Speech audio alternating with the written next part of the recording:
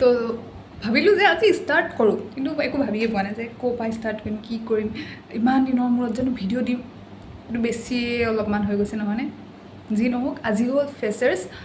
মই এতিয়া আকৌ ৰিটাৰ্ণ হৈ ইউনিভাৰ্চিটিৰ এম.এডৰ ষ্টুডেণ্ট। এইখিনিও কোৱা নাই আপোনালোকক চাগে, কাৰণ টাইমেই পোৱা নাই আৰু সেনেকুৱাকৈ ভিডিঅ' বনোৱা নহয়। চাকৰি আকৌ আহি গ'লোঁ বেক, ইউনিভাৰ্চিটি লাইফ। তো গোটেইখিনি মিক্স কৰি আজি থুলমূলকৈ এটা ফ্ৰেছাৰ্ছ যিহেতু ভিডিঅ'। অ'কে। আৰু ডিপাৰ্টমেণ্ট গৈ পোৱা মোৰ অলপমান পলম হৈছিল, আৰু ছাৰহঁতে মেমহঁতে ভাষণ দিয়াৰ পিছতে ময়ূৰী মেমে বিহু আৰম্ভ কৰি দিলে। সকলো মেমহঁতে নাচিলে বিহুত, আৰু যিহেতু বহাগৰো মাহ আছিল তেতিয়া আৰু মোৰ ভিডিঅ'টো দিয়াও পলম হৈ গ'ল এতিয়া বাৰু।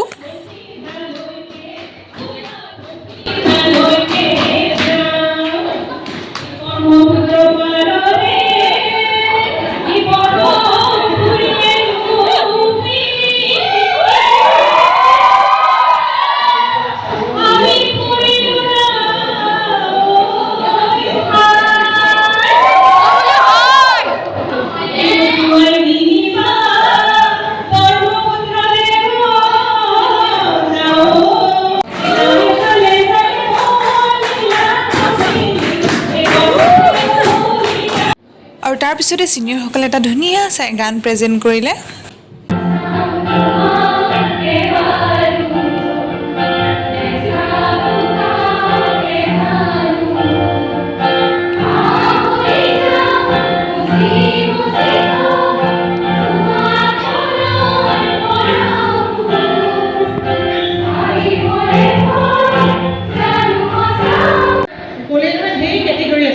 আমি বেষ্ট ফ্ৰেছাৰ বাচিব লাগিব, কিবা কিবি বাচিব লাগিব।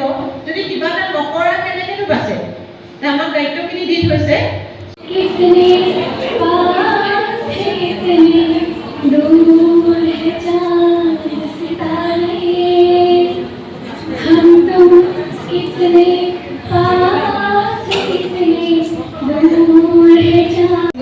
মোৰ গম পাইছানে ব্লগ শ্বুট কৰিম বুলি, তাৰপিছত গৈ পেলাই একো নহয়।